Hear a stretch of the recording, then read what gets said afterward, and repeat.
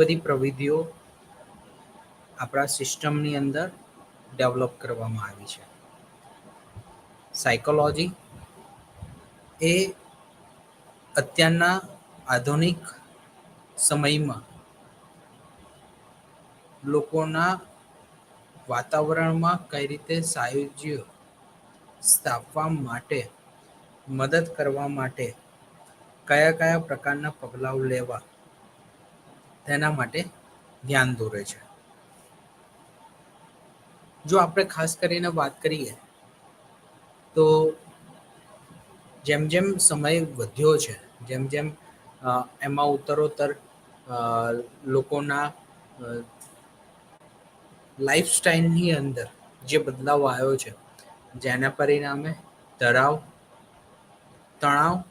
હતાશા, ચિંતા અને અન્ય માનસિક રોગો પણ વધતા જોવા મળ્યા હોય એવું આપણને લાગે છે. તો આવા બધા કારણોના પરિણામે જરૂરી હોય કે આપણે સ્ટ્રેસ મેનેજમેન્ટની અલગ અલગ પ્રવૃત્તિઓ ઉપર ધ્યાન આપીએ. તો કેટલીક સ્ટ્રેટેજીસ છે કે જે વ્યક્તિના તણાવને ઓછો કરવા માટે કયા રીતના પ્રયત્નો કરવા એના મુદ્દાઓ પર ધ્યાન આપે છે. જેમ કે કોગ્નિટિવ રિસ્ટ્રક્ચરિંગ. હજુ સુધી આપણે જે વાત કરી હતી એ કેટલીક રિલેક્સેશન એક્ટિવિટીઝને લઈને હતી, યોગા અને મેડિટેશન્સને લઈને હતી, પરંતુ વિચારો અને વર્તનને લઈને નથી થઈ. એટલે આજે જે આપણે વાત કરી રહ્યા છીએ એ છે કોગ્નિટિવ પ્રોસેસ.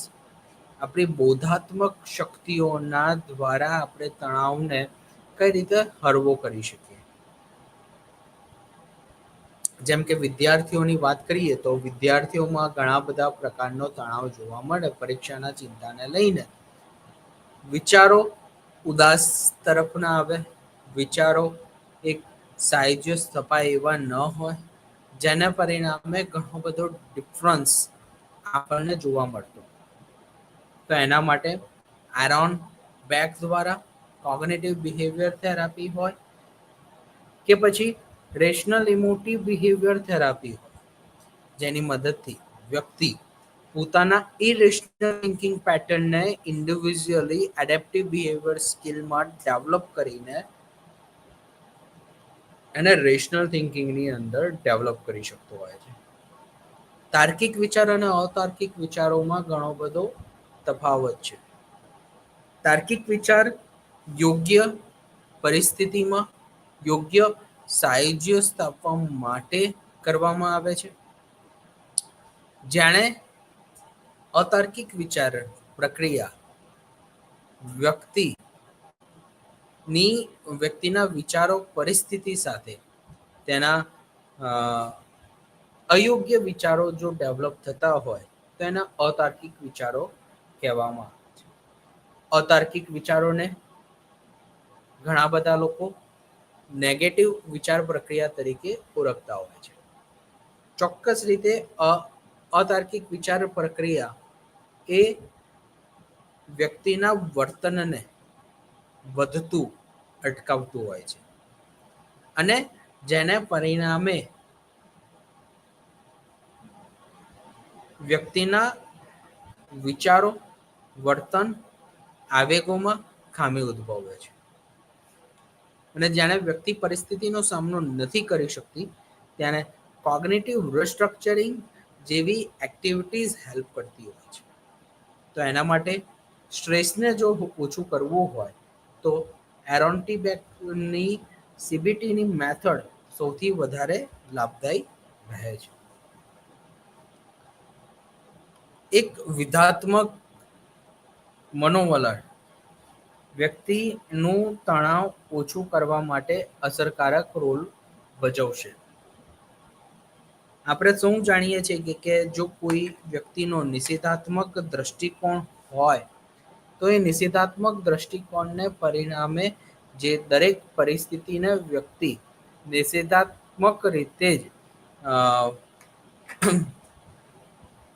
જોવાનો પ્રયત્ન કરશે.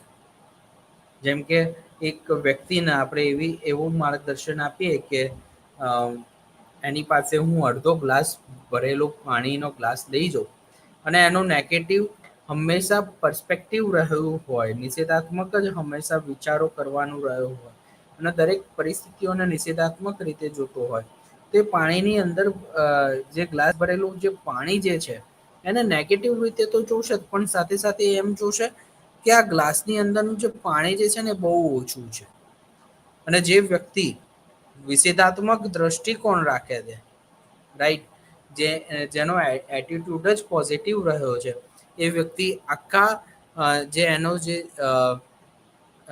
ગ્લાસને એમ થશે કે આટલું પાણી જે મને મળ્યું છે બહુ જ ઇનફ છે, ગ્લાસ તો ભરેલો છે પાણીથી. વ્યક્તિનું જે પ્રત્યક્ષીકરણ કામ કરે છે એના ઉપર વ્યક્તિના વિચાર પ્રક્રિયાઓ અને વ્યક્તિનું મનોવલણ અસર કરતું હોય. સો જેટલું પણ બને એટલું જરૂરી શું હોય કે વ્યક્તિ પોતાના વિચારોને દૂર કરવા માટે અથવા તો જે નિષેધાત્મક વિચારોને જે દૂર કરવા ઈચ્છતો હોય તો એમાં વ્યક્તિ પોતે પોઝિટિવ એટીટ્યુડને ડેવલપ કરે. જો વ્યક્તિ એક સારા એવા પોઝિટિવ એટીટ્યુડને બિલ્ડ કરશે તો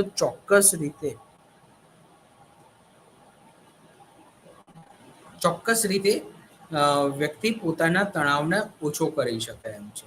એટલે જો વ્યક્તિના વિચારોમાં એક પોઝિટિવ એટીટ્યુડ ડેવલપ થાય તો એની કોગ્નિટિવ રિસ્ટ્રક્ચરિંગ પેટર્નમાં પણ ચોક્કસ રીતે અસર થતી હોય છે.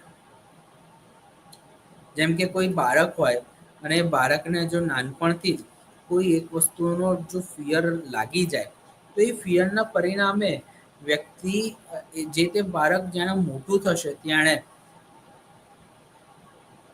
વસ્તુ પદાર્થ અથવા તો વ્યક્તિને લઈને એનો દ્રષ્ટિકોણ હંમેશા નિષેધાત્મક રહેશે.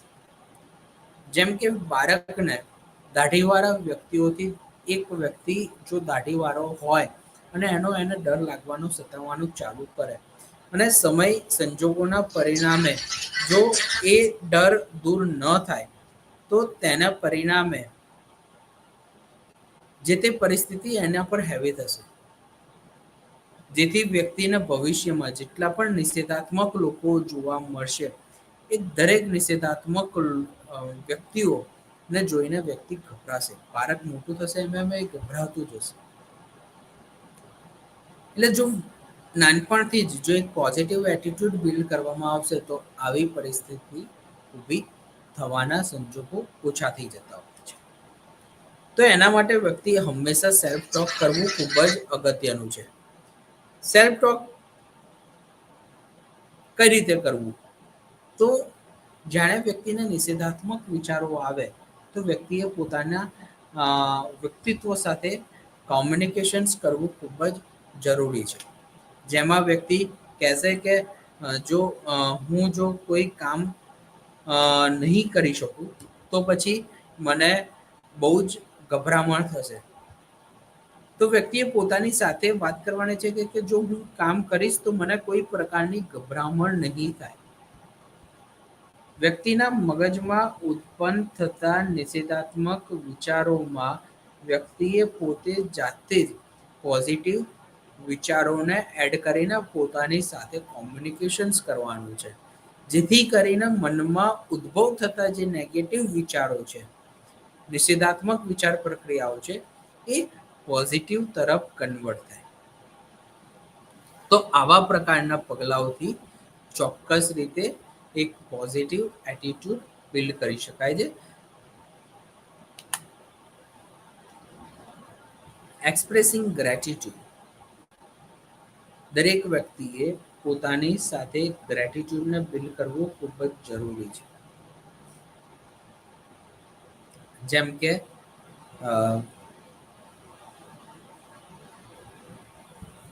આ એક તિબેટિયન અને જાપાનીઝ સિસ્ટમ ઉપરથી સાંસ્કૃતિકતા ઉપરથી આ ગ્રેટિટ્યુડનો શબ્દ ઉતરી આવ્યો છે. જેમાં વ્યક્તિ પોતાની જાતે જ અથવા તો આની આસપાસમાં જે પણ વસ્તુઓ થઈ રહી છે તો એને ગ્રેટિટ્યુડ કરવાનું છે, એનું અભિવાદન ચીનવાનું છે. જેથી કરીને વ્યક્તિને તણાવ ખૂબ જ ઓછો થાય. આપણી સંસ્કૃતિની અંદર આપણે મુખ્યત્વે રીતે સાંભળતા હોઈએ છીએ કે જાણે કોઈ કાર્યની અંદર જાણે સફળતા નથી મળતી, તો આપણને આપણા વડીલો તરફથી અથવા તો જે લોકો ધાર્મિક આસ્થા ધરાવે છે એ લોકો કહે છે કે ભગવાનને જે પણ ગમ્યું એ ખરું, આપણા નસીબમાં આટલું જ લખેલું હશે, જેટલું મળેલું છે એનું ભગવાને આપણને આપ્યું એ બદલ ભગવાનનો આભાર. તો આને શું કહેવાય કે આપણે ગ્રેટિટ્યુડ કરી રહ્યા છીએ. તો આટલું માત્ર ગ્રેટિટ્યુડ કે આટલી વસ્તુઓ સાથે સંબંધિત ન હોવો જોઈએ. આ ગ્રેટિટ્યુડ આસપાસના લોકો સાથે પણ હોવી જોઈએ, કુદરત સાથે પણ હોવો જોઈએ અને પોતાની સાથે પણ પોતાની જાત સાથે પણ હોવો જોઈએ. કારણ કે વ્યક્તિ જે પણ કાર્યો કરે છે એ પોતાની એબિલિટીના દ્વારા કરતો હોય છે. જેમ કે જો વ્યક્તિમાં એટલી શક્તિ નહીં હોય તો વ્યક્તિ પોતાની જાતે જે તે પરિસ્થિતિનો સામનો ના કરી શકે. તો વ્યક્તિએ કહેવાનું છે કે thank you very much God કે મને આટલો પાવર આપ્યો છે અને આખી રાત મેં જાગીને મને જે સ્કૂલની અંદર અથવા તો કોલેજની અંદર માંથી મળેલું જે એસાઇનમેન્ટ છે હું કરીશું. અને થેન્ક યુ વેરી મચ, અરે વાહ કે મેં તો આજે ખૂબ જ સરસ મજાનું કાર્ય કર્યું, આખી રાત જાગીને મેં મારું હોમવર્ક કમ્પ્લીટ કર્યું છે. થેન્ક યુ વેરી મચ વ્યક્તિએ પોતાની જાતને પણ એપ્રિશિએટ અને એનું અભિવાદન પોતાની જાતને પણ ઝીલવું ખૂબ જ જરૂરી છે. તો આવી રીતે કરવામાં આવેલી પ્રશંસા વ્યક્તિને ચોક્કસ રીતે એક એના મનોવલણોની સાથે સાથે તેના વ્યક્તિનો તણાવને પણ ઓછો કરે છે, તણાવની પરિસ્થિતિને પણ બદલવા માટેનું કાર્ય કરે છે. તો ચોક્કસ વ્યક્તિએ અભિવાદન ઝીલવું ખૂબ જ અગત્યનું છે.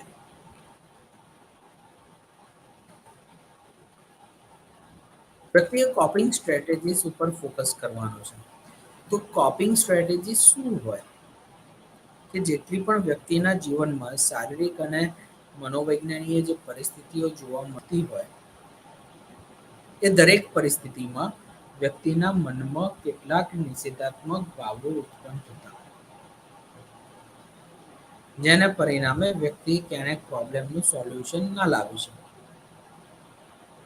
એટલે સ્ટ્રેસને વ્યવસ્થાપન કરવા માટે જો વ્યક્તિનામાં કેટલીક શક્તિઓ ન જણાવતી હોય અથવા તો એટલી ના જોવા મળે તો વ્યક્તિએ એને ઓછો કરવા મનોભાનને કેટલીક ટેકનિકને ડેવલપ કરવી, જેમ કે પ્રોબ્લેમ ફોકસ સોલ્યુશન થેરાપી,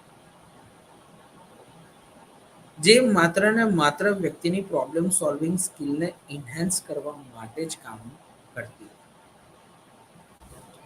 ઘણા લોકોને આપણે એવું જોયેલું હોય છે કે વ્યક્તિનો તણાવ ઓછો જાણે નથી થઈ શકતો ત્યારે વ્યક્તિ ઇમોશનલી ડિસ્ટર્બ બહુ જ થઈ જતો હોય. તો ઇમોશનલી વીક હોવાના કારણે જે તે મનોભાનને હળવો નથી કરી શકતો. તો ઇમોશન સૌથી વધારે વ્યક્તિનું ઇફેક્ટ થતું હોય. તો આવા સમયમાં વ્યક્તિને ઇમોશનલ્સ મેનેજમેન્ટની ટેકનિક શીખવી ખૂબ જ વધારે જરૂરી હોય છે. તો વ્યક્તિ કઈ રીતે પોતાનું મનોબળને હળવો જ્યારે નથી કરી શકતી ત્યારે કઈ કઈ ઇમોશન્સને પોતાની જાતે મેનેજ કરી શકે. તો જાણે આપણે વ્યક્તિને એવું કહીએ કે તમારે આ જે મેનેજમેન્ટ જે સ્ટ્રેટેજીસ જે છે એ મેનેજમેન્ટ સ્ટ્રેટેજીસની અંદર વ્યક્તિ પોતે જાતે જ ઇમોશન્સને રેગ્યુલેટ કરતા શીખે. તો એના માટે ઇમોશનલ ફોકસ સોલ્યુશન્સ થેરાપીમાં એવું કહેવામાં આવે છે કે ઇમોશન્સને વ્યક્તિ પોતાની જાતને નોટ ડાઉન કરે. જેમ કે વ્યક્તિ બહુ જ વધારે પ્રમાણમાં ઉદાસ થઈ ગયો હોય તો વ્યક્તિ પોતાના ઉદાસ વિચારોને કોઈ લોકોની સાથે શેર કરે અથવા તો લોકોની સાથે કોમ્યુનિકેશન્સ કરે અથવા વ્યક્તિ એને નોટ ડાઉન કરે ડાયરીમાં. દરેક વ્યક્તિએ નોટ ડાઉન કરવાની ટેવ પાડવી જોઈએ.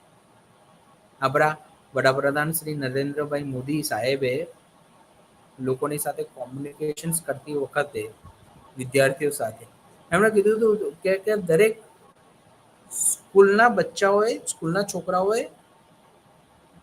ડાયરી લખવાની ટેવ પાડવી. અને આ ડાયરી લખવાની ટેવથી જ વ્યક્તિ પોતાના તણાવને ઓછું કરવા માટે એક ચોક્કસ પોતાની જાતને જ મદદ કરી શકશે. એને કોઈની મદદની આવશ્યકતા જ નહીં થાય. અને આજે પણ એ સમયમાં વિદ્યાર્થીઓ સાથેના સંવાદમાં નરેન્દ્રભાઈ મોદી સાહેબે કીધું હતું કે પોતે આજે પણ એ ડાયરી લખે છે. તો ચોક્કસ રીતે આપણે કહી શકીએ કે આ જો આપણે એ લખીશું તો પછી આપણા મનોબળની સામનો કરવાની એક કોપિંગ સ્કિલ આપણામાં એન્હાન્સ થતી જોવા મળે છે. Strategies for focusing affective process એટલે કે વ્યક્તિએ જે ઇમોશનલ ઇન્ટેલિજન્સીની મદદથી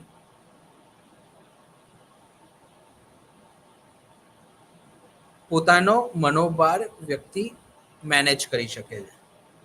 જેમ કે ઇમોશનલ ઇન્ટેલિજન્સી આપણા દરેક વ્યક્તિના મગજમાં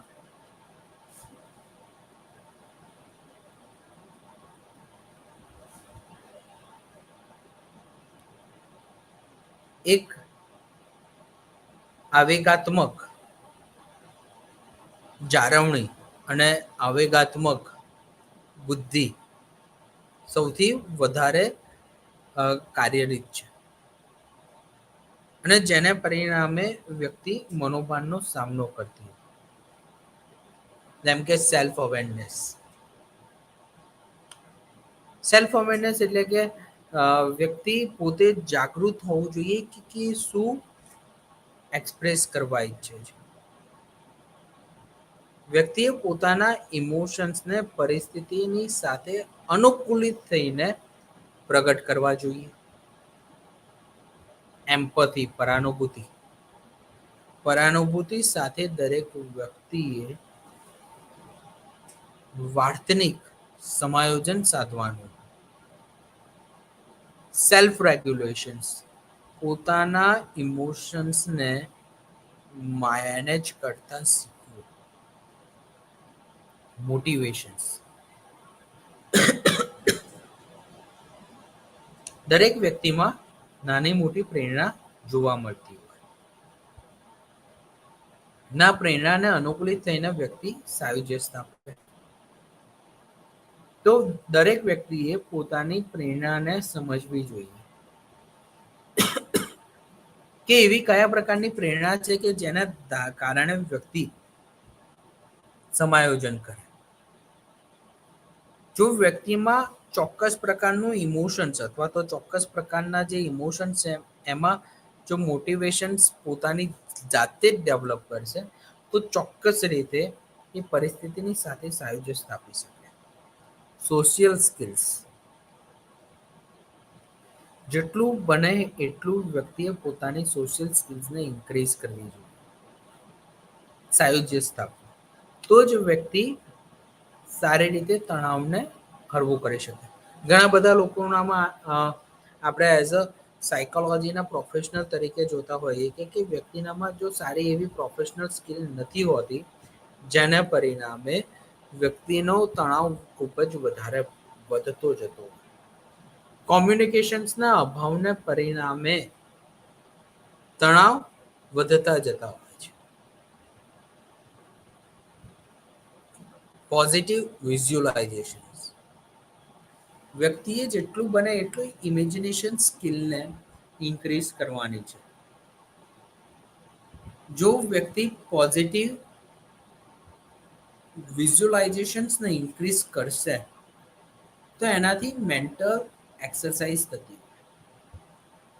જેમ કે હું તમને એક ઉદાહરણ આપું જે ઇન્ટિરિયર ડિઝાઇનર હોય, બરાબર, તો મારે પોતાનું ડ્રીમ હાઉસ બનાવવું હોય તો હું સિવિલ એન્જિનિયરને જ્યારે વાત કરું છું કે મારું ડ્રીમ હાઉસ આવા પ્રકારનું હોવું જોઈએ.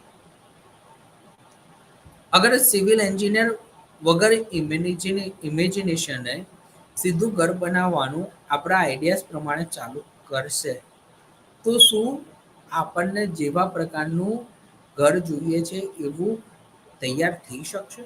ના. કારણ કે વ્યક્તિએ થિંકિંગમાં અને પ્લાનિંગ ચોક્કસ પ્રકારનું કર્યું જ નથી. એટલે શું થશે કે આપણને જે જોઈએ છે એવું ઘર તૈયાર નહીં થાય. એટલે સિવિલ એન્જિનિયર શું કરશે? ડિઝાઇનર્સને બોલાવશે. ઇન્ટિરિયર ડિઝાઇનર હોય કે પછી આર્કિટેક્ટ હોય. હવે અને એ લોકો આવશે ત્યારે એ વ્યક્તિને કહેશે કે આવા પ્રકારનું ઘર જોઈએ છે તો પછી ઘર કઈ રીતે તે બનાવી શકે છે. ઇન્ટેરિયર ડિઝાઇનર અને આર્કિટેક્ટ આખું ઘરનું સ્ટ્રક્ચર સમજ્યા પછી એનો એક આખો પ્લાન રેડી કરશે, એને બનાવશે. અને પ્લાન બનાવ્યા પછી સિવિલ એન્જિનિયરને બતાવવામાં આવશે. સિવિલ એન્જિનિયર કહેશે કે પરફેક્ટ, કે આવા જ પ્રકારનું ક્લાયન્ટને એનું ડ્રીમ હાઉસ જોઈએ. અને એ સ્ટ્રક્ચર પ્રમાણે એના પૂરા પ્રોસેસ પ્રમાણે જ્યારે વ્યક્તિ એને સમજી લે છે ત્યારે એ પોતાના ક્લાયન્ટને બતાવશે કે હું અહીંયા આગળ આટલા પ્રકારનો સામાન યુઝ કરીશ, આ રીતનું સ્ટ્રક્ચર યુઝ કરીશ કે જેથી કરીને હું તમારું ડ્રીમ હાઉસ હું બનાવી શકું. જેણે સિવિલ એન્જિનિયર પોતે પોતાનું થિંકિંગ અને પ્લાનિંગ એ ડિઝાઇન પ્રમાણે સ્ટ્રોંગ કરી દેશે કે એના આપણને બતાવશે. અને જેણે આપણને વાત કરે ઉતરશે અને આપણે એ વિઝ્યુલાઇઝેશન્સને એ ડ્રોને વ્યવસ્થિત રીતે આપણે દિમાગમાં ઉતારી શકીએ ત્યારે આપણે આપણું ડ્રીમ હાઉસ બનાવવા માટેની પરમિશન આપતા હોઈએ છીએ. તો આ જે રીતે આપણે પોતાનું ડ્રીમ હાઉસ બનાવવા માટે એક વિઝ્યુઅલાઇઝેશન સ્કિલ્સ દરેક વ્યક્તિ જે યુઝ કરે છે, એટલે કે એઝ અ આપણે પણ યુઝ કરીએ છીએ, સિવિલ એન્જિનિયર પણ યુઝ કરે છે, ઇન્ટેરિયર ડિઝાઇનર કે પછી આર્કિટેક્ટ પણ વિઝ્યુઅલાઇઝેશનની સ્કિલને યુઝ કરે. એ જ રીતે આપણે પોતાનું તણાવ જે પરિસ્થિતિના કારણે ઉદ્ભવે છે એમાં સેલ્ફ અવેર થઈને ચોક્કસ સ્ટ્રેન્થ, ચોક્કસ બિલીફ અને એની વેલ્યુઝને સમજીને વ્યક્તિએ તણાવને હળવો કરવા માટેના પ્રયત્નો કરવા જોઈએ. કે જેથી કરીને વિઝ્યુઅલાઇઝેશન્સની શક્તિથી વ્યક્તિ તણાવને હળવો કરી શકે.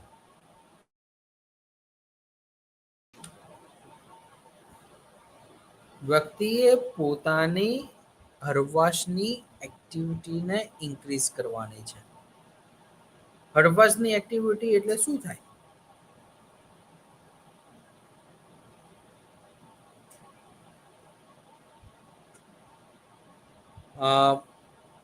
આપણે રોજિંદા જીવનમાં ઘણા બધા કાર્યો કરતા હોઈએ અને આ કાર્યોની અંદર શું થાય છે કે આપણે બહુ જ વધારે તણાવનું અનુભૂતિ કરતા હોય અને જેથી કરીને એ આપણી એ સ્ટ્રેસ વાળી સિચ્યુએશન્સ આપણા ફિઝિકલ અને આપણા મેન્ટલ હેલ્થ પર અફેક્ટ થતી. તો વ્યક્તિએ પોતાની જેણે પણ એને ફ્રી ટાઈમ મળે છે તો એણે પોતાની સ્કિલને ઇન્ક્રીઝ કરવાની હોય.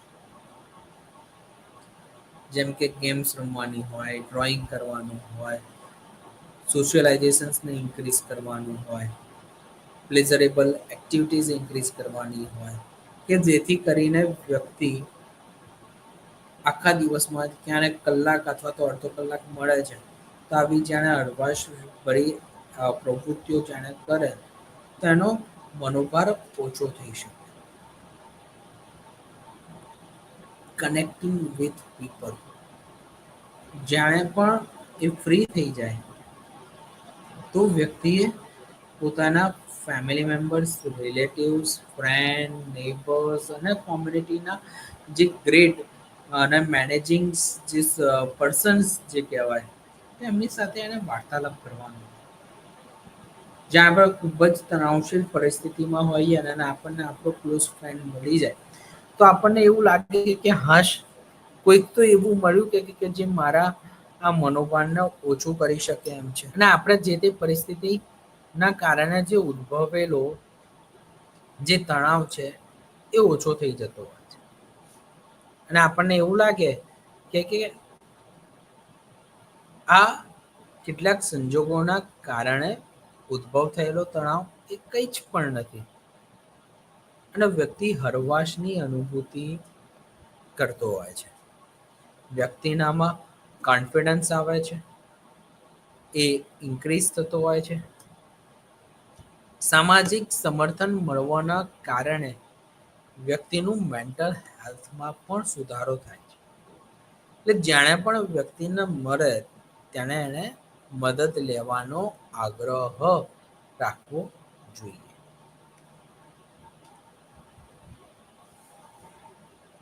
ઇફેક્ટિવલી વ્યક્તિએ કોમ્યુનિકેશન્સ કરવાનું હોય. ઓર્ગેનાઇઝેશન જેવા ઇન્ડસ્ટ્રી જેવા વિસ્તારોમાં જરૂરી શું થતું હોય કે જેટલું વ્યક્તિ ઇફેક્ટિવલી કોમ્યુનિકેશન્સ કરશે તો લોકો એને મિસઅન્ડરસ્ટેન્ડિંગ બહુ જ ઓછી ઉદ્ભવશે. કોઈ એને અવોઈડ નહીં કરે.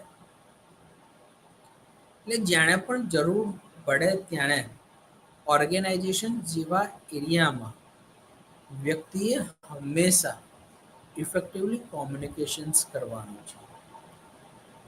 પરિસ્થિતિને એક્ટિવલી સાંભળવાની છે. લોકો જે કોમ્યુનિકેશન્સ કરી રહ્યા હોય, લોકો જાણે પોતાના વિચારોને રજૂ કરી રહ્યા હોય ત્યારે ધ્યાનથી એમને સાંભળવાના છે. એ કર્યા પછી તેનો ફીડબેક પણ લેવાનો છે. અભિપ્રાય લેવા ખૂબ જ જરૂરી છે. વ્યક્તિએ અટેન્શન આપવાનું છે. નોન વર્બલ રિસ્પોન્સને ઇન્ક્રીઝ કરવાનો છે.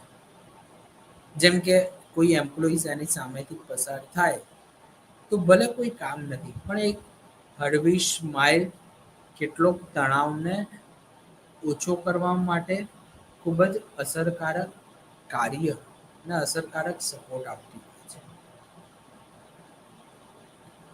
કેટલીક પર્સનલ સ્પેસ આપવી ખૂબ જ જરૂરી છે. જાણે વ્યક્તિને એ સ્પેસ મળે તો એ ચોક્કસ તણાવ ઓછો થતો હોય છે.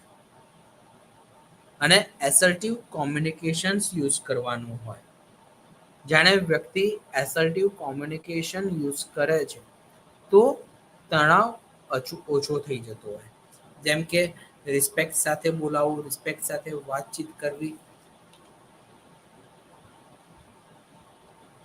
હવે સ્વાભાવિક છે કે મોટા એવા અથવા તો નાના એવા ઓર્ગેનાઇઝેશનની અંદર વ્યક્તિ કામ કરે તો કેટલાક પરસ્પર કોન્ફ્લિક્ટ તો થવાના જ. અને આ કોન્ફ્લિક્ટના પરિણામે ચોક્કસ રીતે કેટલાક સંબંધો ખરાબ તો થાય જ. તો જેના પરિણામે એ સંબંધોને વધારે ખરાબ બનાવવા જરૂરી નથી. વ્યક્તિએ આ સંબંધોને સુધારવા માટે ચોક્કસ હિતાવહ અથવા તો શુભેચ્છકોની કેટલીક મદદ લઈને સંબંધોને સુધારવા જોઈએ. જાણે વ્યક્તિ આ સંબંધોને સુધારવા માટે પ્રયત્ન કરે છે તો વ્યક્તિનો સ્ટ્રેસ હળવો થતો હોય છે.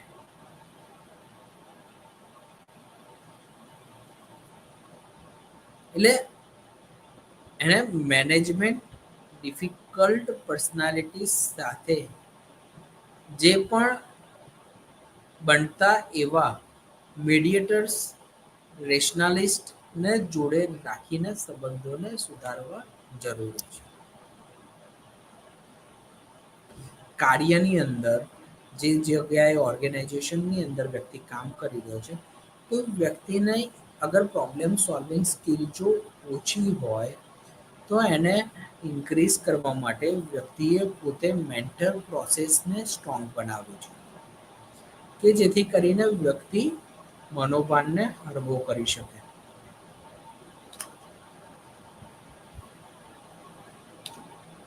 કયા કયા એપ્લિકેશન્સ છે કે જે વ્યક્તિ પોતાના લાઈફની અંદર ના ઇન્સ્ટોલ કર્યા પછી જાણે એને પોતાની જાતની અંદર બિલ્ડ કરશે તો જેથી કરીને તણાવશીલ પરિસ્થિતિ ઓછી થાય. તો એ સંબંધો સુધારવા પર પોઝિટિવ સાયકોલોજી ફોકસ કરે છે અને બાળકો ઉપર પોઝિટિવ સાયકોલોજી ફોકસ કરે છે. જો આપણે આ બંને જગ્યા પર જો સ્ટ્રોંગ કરીશું તો ચોક્કસ રીતે ભવિષ્યમાં જે ઉદ્ભવ થવાના જે તણાવશીલ પરિસ્થિતિઓ છે એને હળવો કરી શકાય. અને એમાં ચોક્કસ રીતે આઉટકમ આવી શકે એમ છે. જેમ કે જે બાળકો મોટા થઈ ગયા છે એમને એક રિસ્પોન્સિવ રિલેશનશિપ પેરેન્ટ સાથે ડેવલપ કરવી જરૂરી છે. બાળકો તો જ એક રિસ્પોન્સિવ રિલેશનશિપને સમજી શકે. સ્ટ્રેન્થ અને core skill, cognitive skill, emotional regulation સ્કિલ્સની ઉપર ફોકસ કરવાથી વ્યક્તિ ચોક્કસ રીતે તણાવને ઓછો કરતી હોય છે. રિડ્યુસિંગ સોર્સિસ ઓફ સ્ટ્રેસ જે બાળકોને જે તણાવ થતા હોય એવી પરિસ્થિતિઓને સમજવા માટે પેરેન્ટ્સનો અને સ્કૂલનો ખૂબ જ ઇફેક્ટિવ રોલ છે. અને એના માટેનું ચોક્કસ વાતાવરણ સ્કૂલ અને ઘરની અંદર ઊભું કરવું જોઈએ. અત્યારે આપણે સૌ જાણીએ છીએ કે જેમ જેમ સમય બદલાઈ રહ્યો છે એમ એમ નાના બાળકોને તણાવની પણ પરિસ્થિતિ ખૂબ જ વધતી જતી જોવા મળી રહી છે. આપણા જો વડીલો પાસેથી આપણે સાંભળીએ તો વડીલો હંમેશા એવું કે 2 વર્ષ બીજા ધોરણમાં 5મા ધોરણમાં ભણતા છોકરાને હું સ્ટ્રેસ હોય. અમે નોકરી કરતા તો અમને સ્ટ્રેસ હોય. સ્કૂલમાં ભણતા છોકરાઓને કદી સ્ટ્રેસ ના થાય. એમને શું ચિંતા થાય એમને તો ભણવાનું હોય. મા બાપ કમાઈને આપે છે એ લોકો એ તો ખાવાનું. કે પહેલાના સમયમાં એવું હતું. અત્યારે વાતાવરણ બદલાયું છે. તો 5મા ધોરણની અંદર ભણતું બાળક પણ ચોક્કસ રીતે તણાવનો અનુભવ કરતી હોય છે. અને આ તણાવના પરિણામે વ્યક્તિને એટલે જે તે બાળકને ભણવાની સાથે સંબંધિત તણાવ ઉભો થાય. જો ઘરની અંદર મા બાપ ઝઘડા કરતા હોય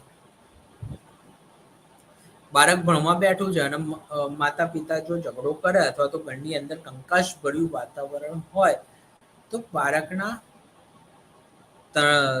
બાળકના માનસ પર અસર થતી હોય અને જેને પરિણામે એનું સ્કૂલિંગ પરફોર્મન્સ ઘટતું હોય છે. તો જેણે પણ આવી પરિસ્થિતિ ઊભી થાય તો ચોક્કસ રીતે બાળકના સ્કૂલ પર અસર થતી હોય અને એના અનુભવ પર અસર થાય. જેમ કે એનો અભ્યાસની અંદરનું જે પરફોર્મન્સ છે એ ઓછું થઈ જાય. બાળક અલગ અલગ મુદ્દાઓ ભણવાની અંદર જે અભ્યાસ કરવાના જે એના જે મુદ્દાઓ છે એમાં એ બાળક યાદ ન રાખી શકે. બાળક ચોક્કસ રીતે એવું અનુભવ કરતું હોય છે કે વાંચવાની હું કોશિશ કરું છું પણ એ વાંચવા માટેની એને પ્રેરણા નથી મળતી. તો આવા બધા પગલાઓના કારણે પોઝિટિવ સ્કૂલિંગ આપવું ખૂબ જ જરૂરી છે. તો પોઝિટિવ સ્કૂલિંગ કઈ રીતે થાય તો એમાં છે ફિઝિકલ ડાયમેન્શન્સ.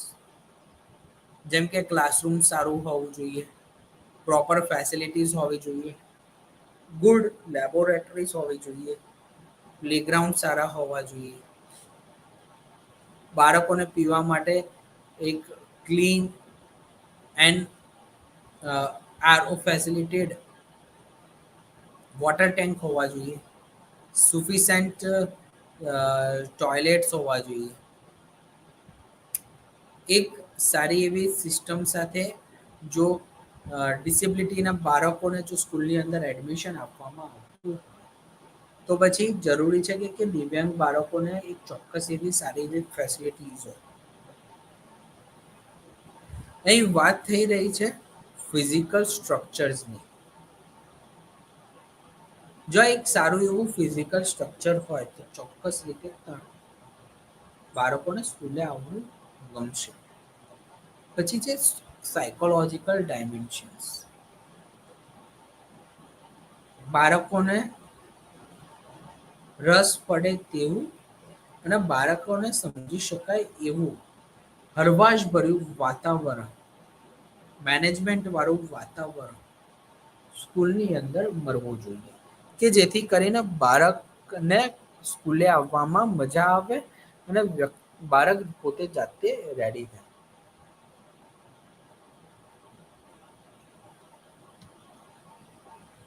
પછી છે કે socio emotional dimension. Attitude build કરવા, ઇમોશન્સને બિલ્ડ કરવા અને બિલીફ વેલ્યુઝને બિલ્ડ કરવા. કે જેથી કરીને વ્યક્તિ પોતાની જાતે જ ઇમોશનલ સ્કિલને ઇન્ક્રીઝ કરી શકે. સ્ટુડન્ટ્સને કઈ રીતે બેનિફિટ થાય એના કયા કયા કેરેક્ટરિસ્ટિક્સ. બાળકોમાં ડિસિઝન્સ મેકિંગની સ્કિલને ઇન્ક્રીઝ કરવી, બાળકોમાં જે ટીચિંગ મેથડ જે છે, ટીચિંગ જે લઈ રહ્યા છે એમાં ઇમોશનલ સ્કિલ્સ, એટીટ્યુડ અને વેલ્યુઝ ટુ સ્ટુડન્ટ્સને આપવું જોઈએ. ટીચર્સને અપડેટ્સ વિથ નોલેજ અને સ્કિલ પર ફોકસ કરવાનું છે. જો શિક્ષકો જ ન્યૂ નોલેજ સાથે અને ન્યૂ સ્કિલ સાથે જો અવગત નહીં રહે તો બચ્ચાઓ પણ એવા જ રીતે એવું જ વાતાવરણ સાથે ડેવલપ થશે. સ્ટુડન્ટ્સને અલગ અલગ સિચ્યુએશન્સને ડીલ કરવા માટેની ટ્રેનિંગ આપવી જોઈએ. જેમ કે ડિસેબિલિટીઝના જો બાળકો હોય તે ડિસેબલના બાળકો પોતાની જાતે કોઈ કાર્ય કરી શકે એ રીતની ફેસિલિટીઝ સ્કૂલની અંદર મળવી જોઈએ. જેમ કે સોશિયલ જસ્ટિસ ડિપાર્ટમેન્ટ દ્વારા, માનનીય શ્રી વડાપ્રધાન દ્વારા ઘણા બધા દિવ્યાંગ બાળકોને ઇન્ડિપેન્ડન્ટ બનાવવા માટેની ઘણી બધી નવી નવી સ્કિલ ઇન્ક્રીઝ કરવામાં આવી છે કે જેથી કરીને દિવ્યાંગ ભાઈઓ અને બહેનો પોતાની હાર્ડશિપ દ્વારા, પોતાની ટ્રેનિંગ લઈને ઇન્ડિપેન્ડન્ટ રીતે વર્ક કરી શકે. જો આપણે અમદાવાદની વાત કરીએ તો અમદાવાદની અંદર બ્લાઇન્ડ પીપલ એસોસિએશન છે, પછી CRC છે, બરાબર.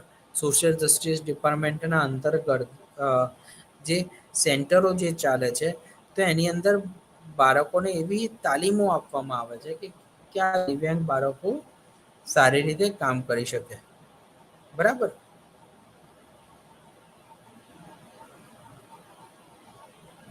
કઈ રીતે સ્કૂલ એવી એક્ટિવિટીઝ ઓર્ગેનાઇઝ કરે કે જેથી કરીને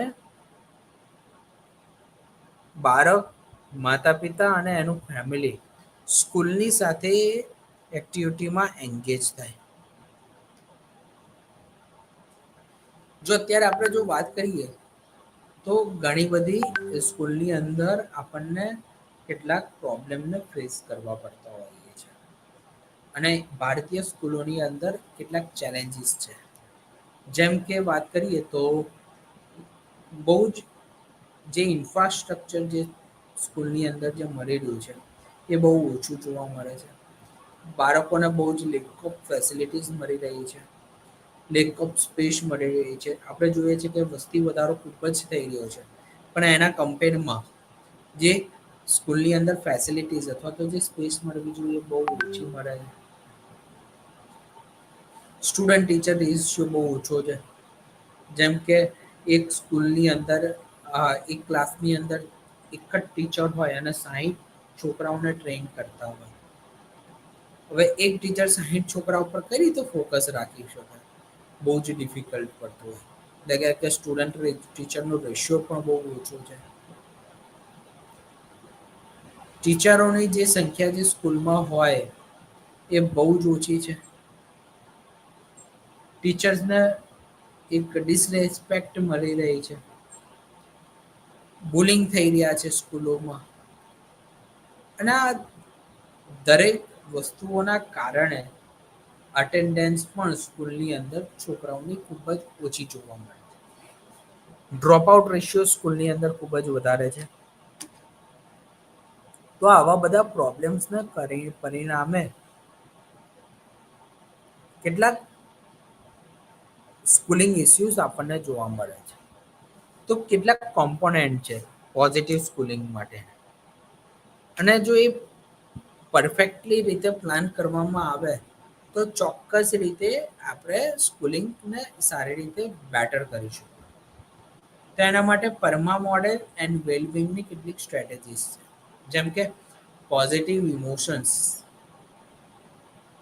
બાળકોની અંદર શીખવવા જોઈએ. પોઝિટિવ સ્કૂલિંગની અંદર જો બાળકોને આપણે એન્જોય કરતા શીખવીશું ડિફિકલ્ટીઝની અંદર તો ચોક્કસ રીતે બાળકોની અંદર જોવા મળતું નેગેટિવ એટીટ્યુડ એ પોઝિટિવ એટીટ્યુડમાં કન્વર્ટ થઈ શકે. બાળકોને એંગેજ રાખવા ખૂબ જ જરૂરી છે અલગ અલગ એક્ટિવિટીઝમાં. પણ જે એક્ટિવિટીઝ બાળકોનો સ્ટ્રેસ હળવો કરે તેવી જ એક્ટિવિટીઝમાં બાળકોને એંગેજ રાખવા એ યોગ્ય છે. જેમ કે 60 બાળકો જો ક્લાસની અંદર હોય તો આ દરેક 60 બાળકોનો સ્ટ્રેસને પોતાને હળવો કરવા માટેની ખૂબ જ અલગ અલગ એ લોકોની ટેકનિક હોય છે. અને એને અકોર્ડિંગ બાળકો પોતાના સ્ટ્રેસને હળવો કરતા હોય. જેમ કે કોઈ બાળકને ક્રિકેટ રમવું પસંદ હોય, કોઈ બાળકને ટેબલ ટેનિસ રમવું પસંદ હોય, કેટલાક બાળકોને કબડ્ડી રમવી પસંદ હોય. તો દરેક બાળકોનું એંગેજમેન્ટ અલગ અલગ હોય છે. રિલેશનશિપ ઓથેન્ટિક રિલેશનશિપ બિલ્ડ કરવી જોઈએ કે જેથી કરીને બાળકોમાં હેપીનેસ અને સેટિસ્ફેક્શન ડેવલપ થાય. એચિવમેન્ટ માટે જેટલા પણ એસ્પેક્ટ અને જે સોર્સિસ હોય એ પ્રોવાઈડ કરવા જોઈએ. તો એના કેટલાક પોઝિટિવ ઇન્ટરવેન્શન્સ છે. જેમ કે પોઝિટિવ પેરેન્ટિંગ. પેરેન્ટ્સને ટ્રેન કરવા જોઈએ કે બાળકોની સાથે કઈ રીતે એ લોકોએ કોમ્યુનિકેશન્સ કરવાનું છે. અને પેરેન્ટ્સ તરીકે બાળકોના એક ગુડ રોલ મોડેલ બને. કારણ કે એવું સાયકોલોજી પણ કહે છે કે દરેક બાળકોના પહેલા ટીચર એમના માતા પિતા અને દરેક બાળક માટે તેનો ફેવરેટ હીરો તેના માતા પિતા હોય છે. તો દરેક સંતાનોને એ રીતે ટ્રેન કરવા જરૂરી છે કે માતા પિતા જાણે કોમ્યુનિકેશન્સ કરતા હોય તો બાળકો એને ધ્યાનથી સાંભળે. અત્યારે આપણે જોઈએ છે કે કેટલાક બાળકો એકદમ જોરદાર જવાબો આપતા હોય. કારણ કે એ પોઝિટિવ પેરેન્ટિંગના અફેક્ટ ન મળવાના કારણે એવી વસ્તુઓ થતી હોય. તો મોરલ વેલ્યુઝ, સોશિયલ વેલ્યુઝ બાળકોને શીખવવી જરૂરી છે. માઇન્ડફુલનેસ પેરેન્ટિંગ મળવાથી ચોક્કસ રીતે બાળકોમાં એક ચોક્કસ એટીટ્યુડ બિલ્ડ કરી શકાય. તો કઈ રીતે પેરેન્ટિંગ થાય? જેમ કે સેફ એન્ડ સ્ટિમ્યુલેટિંગ એન્વાયરમેન્ટ આપવું જોઈએ. એક બાળકોની સુરક્ષાને મળી શકે એ રીતનું ચોક્કસ સાયુજ્ય થાય એ રીતનું વાતાવરણ ઘરમાં મળવું જોઈએ. રિયાલિસ્ટિક એક્સપેક્ટેશન્સ સાથેનું વાતાવરણ મળવું જોઈએ. એક પોઝિટિવ ડિસિપ્લિન ઘરની અંદર ડેવલોપ કરવાની હોય.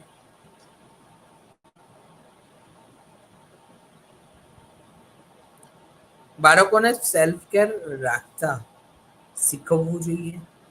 બાળકો પોતાની જાતે જ પોતાની જાતની કાળજી રાખી શકે તેના માટેના કેટલાક અલગ અલગ પ્રયાસો કરતા બાળકને શીખવવાનું હોય. અને એ પણ એમ્પેથેટિક કાઇન્ડનેસ સાથે. જો બાળકોને એની રિસ્પોન્સિબિલિટી આપવામાં આવે તો ચોક્કસ રીતે બાળક પોતાનું કેરિંગ કરી શકે. જેમ કે ઘણા બધા બાળકો એવું કરતા હોય ને કે જાણે એ લોકો એંગેજ રાખવાનો જાણે સમય આવે અથવા તો કોઈ વસ્તુની કેર કરવાનું હોય તો એ બાળકો રાખી નથી શકતા. જો નાનપણથી જ બાળકોને એવું કહેવામાં આવે કે આ તારું ફેવરેટ ટોય છે તો આને તું કેર કર. આપણે જોઈએ છે કેટલીક નાની છોકરીઓ ડોલનો જે સેટ હોય તો એને તૈયાર કરશે, એનું ચોપલું બાંધશે, એને કપડાં પહેરાવશે. તો આ બધાથી શું થાય કે એનું કેરિંગ સિસ્ટમ ઇન્ક્રીઝ થતું. તો ચોક્કસ રીતે બાળકોને કેરિંગ કરવાની ટેવ આપણે પ્રોવાઈડ કરવી જોઈએ. અત્યારે આપણે જોઈએ છે કે જેમ જેમ મુંબઈની અંદર વધારો થઈ રહ્યો છે એમ લોકોના માનસિક તણાવની અંદર પણ વધારો થયો છે. પહેલા લોકો 80 વર્ષ 90 વર્ષ આરામથી હેલ્ધી લાઈફસ્ટાઈલ સાથે જીવતા હતા. અને આજે જોઈએ તો 60 વર્ષે લોકોને ઘણી બધી બીમારીઓનો સામનો કરવો પડે. જો સક્સેસફુલ એજિંગ પર ફોકસ કરવાનું હોય તો એના પ્રોડક્શન ઉપર પણ ફોકસ કરવું ખૂબ જ જરૂરી છે. એટલે જે પ્રોજ્યુડાઇસેડ જે બિહેવિયર હોય, અનફેડ જે ટ્રીટમેન્ટ મળતી હોય, જે ડિસ્ક્રિમિનેશન જે બે એજિંગ પીપલ વચ્ચે થતા હોય તો એને હળવા કરવા જોઈએ. દરેક વ્યક્તિની વચ્ચે ચોક્કસ રીતે ઉંમરની અંદર તફાવત છે. પરંતુ એને સ્કીલ એન્ડ એબિલિટી બેઝ એનામાં ડિસ્ક્રિમિનેશન્સ કરવા યોગ્ય છે. પણ ઉંમરને લઈને નહીં. સારા એવા એક્સેપ્ટન્સ ડેથ એન્ઝાયટી ઉપર હોવી જોઈએ. વ્યક્તિની ઉંમર જેમ જેમ વધતી હોય એમ વ્યક્તિ પોતાને જાતનો અસ્વીકાર કરવા માટે સમર્થ થતો હોય છે. વ્યક્તિ પોતાની મૃત્યુનો સ્વીકાર કરતો નથી. વ્યક્તિએ જેટલું બને એટલું મિનિંગ ઓફ લાઈફને સમજવાનો હોય. જો કોઈ ઉંમરના પરિણામે વ્યક્તિનું મૃત્યુ નજીક આવતું હોય તો વ્યક્તિએ એને સ્વીકાર કરવો જોઈએ.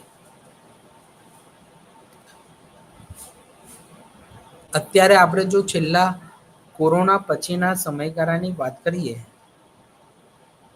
તો લોકોનામાં ડેથ એન્ઝાયટીનું પ્રમાણ વધ્યું છે. લોકો નામાં ગભરામણની પરિસ્થિતિનો ખૂબ જ વધારે પ્રમાણમાં વધારો થયો છે. લોકો ચોક્કસ રીતે તણાવશીલ પરિસ્થિતિમાં રહેવાના કારણે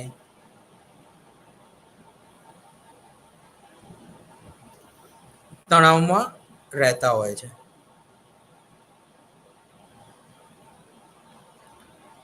અને આ તણાવમાં રહેવાના પરિણામે વ્યક્તિ જલ્દી મૃત્યુની પાસે જતો હોય છે.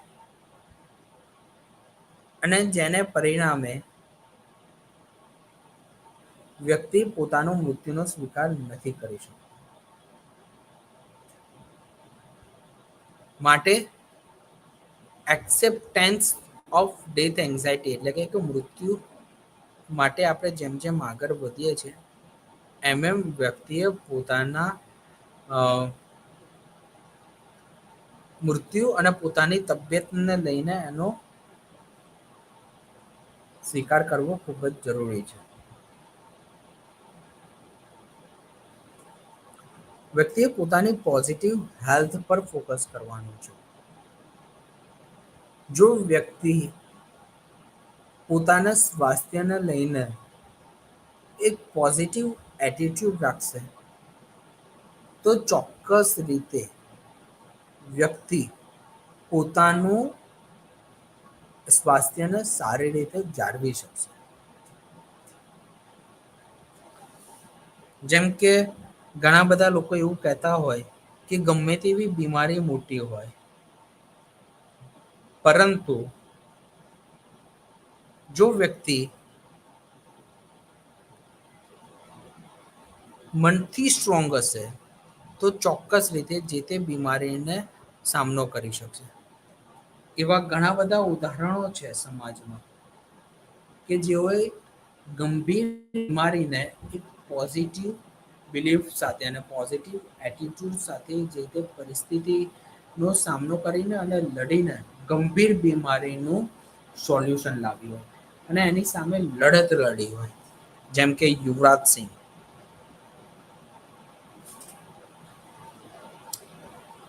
યુવરાજ સિંહ આપણે સૌ જાણીએ છીએ તો એમને કેન્સર હતું પણ એમનું મન સ્ટ્રોંગ હતું. એમને બીમારીને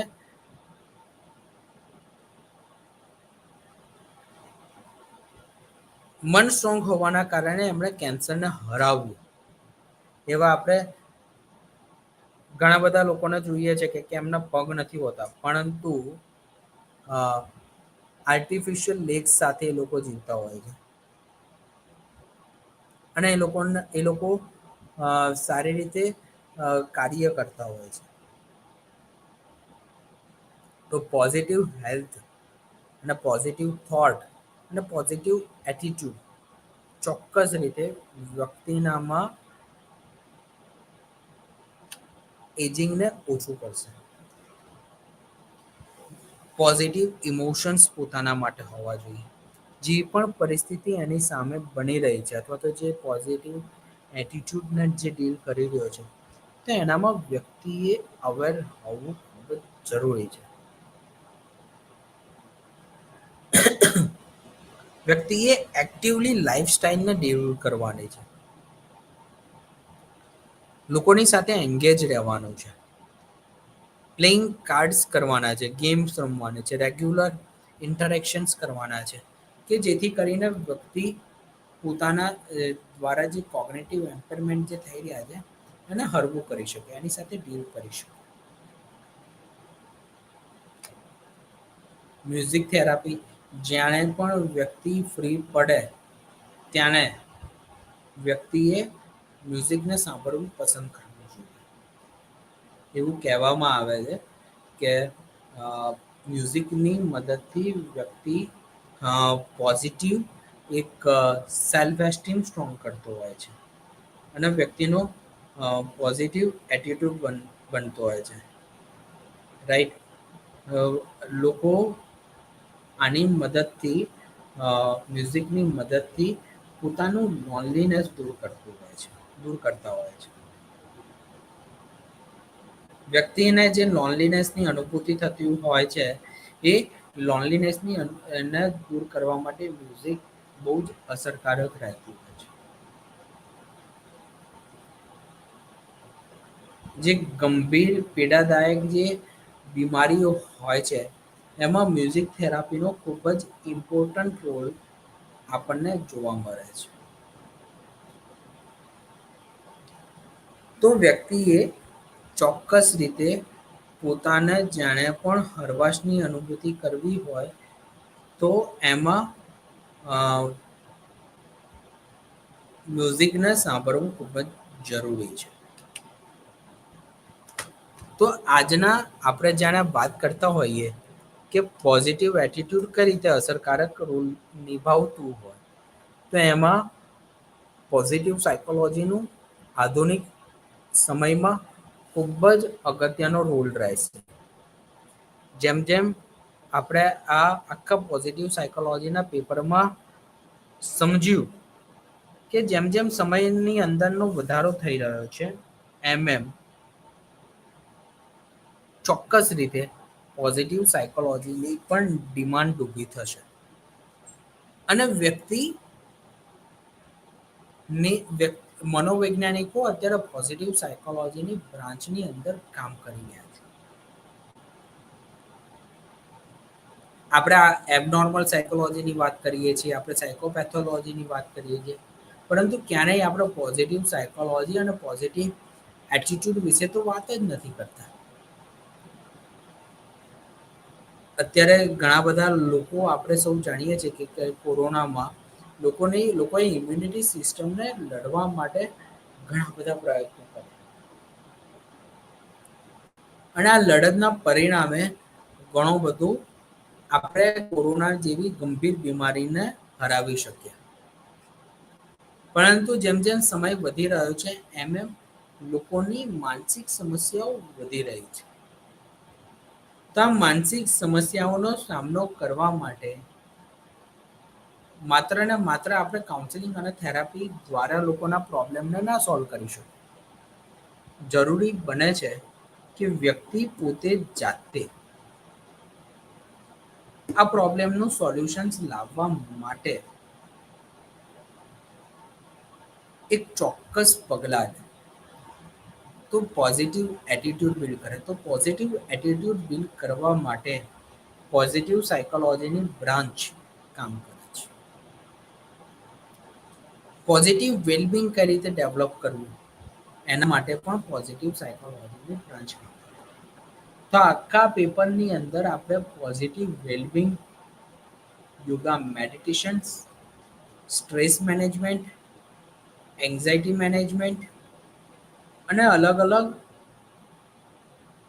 પગલાઓ વિશે આપણે વાત કરી અને એને સમજ્યા.